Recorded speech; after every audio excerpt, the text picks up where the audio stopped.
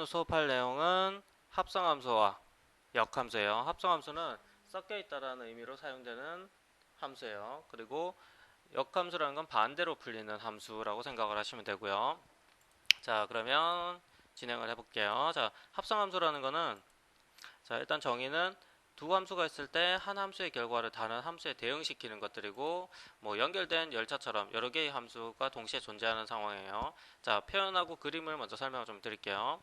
자, 합성함수의 표현은 기본적으로 f 동글뱅이 g 그 다음에 x고요. 이걸 같게 표현하면은 f 괄호하고요. 이거 동그라미 지우고 괄호하고 g의 x 이거예요.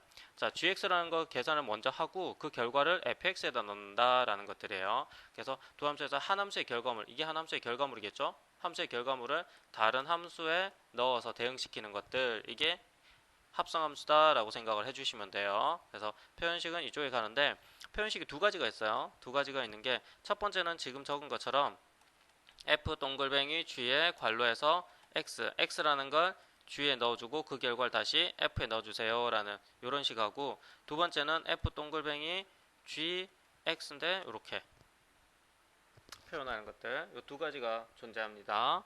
이때는 이거 삭제해 주시고요. 괄호만 있다고 생각하시면 돼요.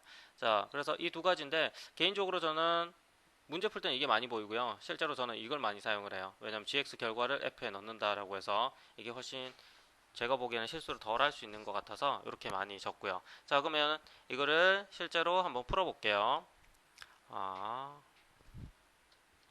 자, 어떤 거냐 하면은, 자, fx가 있으면 이 fx가 x 플러스 1이라고 하고요. gx가 있는데 gx는 x제곱이에요. 그러면 f 동글뱅이 g에 x가 합성함수죠. 근데 x에다 얼마를 넣을까요? 자, x에다 1을 넣어볼게요. 그러면 f 동글뱅이 g에다가 x에는 1을 넣었을 거예요. 그럼 이거는 g1을 먼저 계산한다고 했죠. 그래서는 f 그 다음에 g1을 먼저 계산해요. g1은 얼마? 1이죠. 그래서 f에 1을 계산하고 f1은 2가 될 거예요. 이게 합성함수의 계산법이에요. 그래서 뒤쪽에 있는 거, 이 부분을 먼저 계산하고 앞에 쪽에 넣어준다는 거. 읽는 거는 왼쪽에서 오른쪽으로 읽고 적기도 하지만 계산을 할 때는 합성함수는 반대 방향이라는 거 기억을 해주시면 됩니다. 그리고 그림적으로 표현할 때는 이 그림 x가 있고 y가 있고요. 그 다음에 여기에 z가 있는데 이쪽으로 넘어갈 때 얘를 fx, 얘를 넘어갈 때는 gy라는 함수예요. 그럼 여기에 a라는 값이 선택됐으면 a 값으로 fa가 나오죠. 여기 결과값이죠. 선택된 값. 그 다음에 넘어갈 때는 fa를 y의 원소로서 gx 함수에 넣어야 되니까 g의 fa 값 이렇게 표현되는 거예요. 이게 그림으로 설명하는 합성함수입니다. 자, 다음으로는 성질인데요. 성질은 두 가지가 있어요. 교환법칙하고 결합법칙이 있는데 교환법칙 같은 경우에는 성립을 하진 않아요. 자, 요거는 아까 전에 우리가 예시로든 수식으로 표현을 하면 금방 알 수가 있어요. 자, fx가 1차 함수 x 플러스 1이고요. gx가 x제곱이라고 이야기를 했을 때, 자, f, g 1값하고 g의 동글뱅이 f 1값하고 같을까요? 달라요, 실제로. 계산 한번 해보시면 금방 드러날 거예요.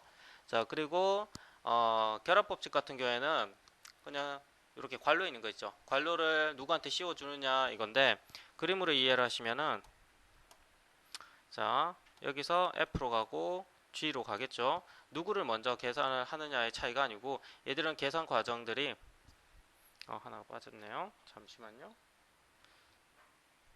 자, 이렇게 있는 상태에서 자, 괄호만 먼저 씌워서 누굴 먼저 계산해 주냐는데 기본적으로는 fx, gx, hx 순으로 계산을 해줘요. 그래서 괄호 씌운다고 해서 큰 의미가 있는 것들이 아니기 때문에 결합법칙 성립하고요. 교환법칙은 성립하지 않는다라고 기억을 해주시면 됩니다. 그리고 아까 전에 샘플로 만들어준 1차, 2차 함수 가지고 합성함수 만드는 거 기억을 좀 잘 해주시고요. 다음으로 역함수로 넘어갈게요. 역함수라는 거는 자, 전제 조건이 1대1 대응일 때만 가능해요. 자, 이거는 아직까지는 많이 쓰이진 않고요. 수능에서 조금 난이도가 있는 문제에서 풀리는 것들인데, 일단 기본 전제 조건이 1대1 대응이다. 왼쪽, 오른쪽에 뭐, 개수가 같아야 된다. 입력과 출력의 개수가 같아야 된다. 이런 식으로 먼저 인식을 해주시면 될 것 같고요. 자, 그리고 그림으로 이해를 먼저 해보면, 자, 그림적으로는 y는 x라는 거의 대칭이에요. 자, 우리가 함수 배운 거에서 y는 x가 이거였죠. 자, 2차 함수가 이렇게 그려져 있는데 이거의 역함수는 수직으로, 이 각각의 점을 수직으로 대칭 이동시키는 거예요. 그래서 그림이 이런 식으로 바뀌는 것들, 대칭 이동시킨 것들, 그거를 우리는 역함수다라고 부르는 것들이에요. 그래서 예로는 지금 같은 2차 함수 같은 것들을 하나로 그림을 그려 놓으시면 편할 것 같아요. 자, 그 다음 수식으로는 x와 y 자리를 바꾼 것들이에요. 축 대칭할 때 배웠을 건데요. x, y 축에 대칭한 거, 그 다음 원점 대칭한 거, y는 x에 대칭한 것들이 있었잖아요. 그때 우리가 y는 x에 대칭한다, y는 x에 대칭하면 x, y 자리를 서로 바꿔달라고 했었죠. 그래서 y는 fx라는 수식이 있는데 x, y 바꿔서 x는 fy다처럼 바꿔놓은 거를 우리는 역함수라고 해요. 그러면 뭐 심플하게 예로 들면, 자, y는 x 플러스 2라는 1차 함수가 있어요. 이거 역함수를 구해달라고 하면 x, y를 바꿔요. 그냥 바꾸고, 정리는 우리는 함수니까 항상 y가 왼쪽에 있어야 되죠. y가 왼쪽에 있어야 되니까 y는 x-2, 이게 이거의 뭐다? 역함수다라고 생각을 하시면 돼요. 그래서 x, y 자리 바꿔서 정리만 해준 것들, 그게 역함수다. 그리고 그림적으로는 어떻게 구한다? y는 x에 대칭을 시켜 놓으면 된다. 그러면 그림으로 빨리 구하는 방법, 수식이 나왔을 때 x, y 자리 바꾸는 것들, 여러분들이 이렇게 표현하시면 되고요. 자, 그리고 역함수를 표현하는 수식인데요. 자, 역함수는 기본적으로 함수는 f라는 함수가 있는데 x에서 y로 가는 거야 라고 표현을 하고요. 역함수는 여기 인버스라고 해서 f 인버스 빼기 있죠. 빼기 1을 적어주는 것들이에요. 그래서 이게 fx의 역함수다 라고 표현을 하는 것들이에요. 그러면 gx가 있는데 gx의 역함수는 위에다가 빼기 1만 적어주시면 돼요. 그죠? 그래서 간단한 것들이에요. 자, 그리고 여러분들이 봤을 때 수학에서는 심플한 게 가장 좋다고 했잖아요. 이 인버스 기호, 역함수 기호가 있으면 이걸 없는 방향으로 푸는 게 제일 좋아요. 알겠죠? 나중에 개념 문제로 좀 많이 풀겠지만은 이 마이너스 1이라는 기호 자체는 없을 때 더 편해요. 있으면 좀 혼동되는 거 있어요. 지금은 연습을 하겠지만 고3 졸업할 때까지 과정을 봤을 때는 웬만하면 없애는 방향으로 풀어야지 라고 기준을 잡아 놓으시고요. 자, 그리고 성질을 보시면, 자, 간단하게 인버스 역함수의 역함수예요. xy 자리 바꿨다가 또 바꾸는 것들이에요. 그럼 당연하게 자기 자신이겠죠.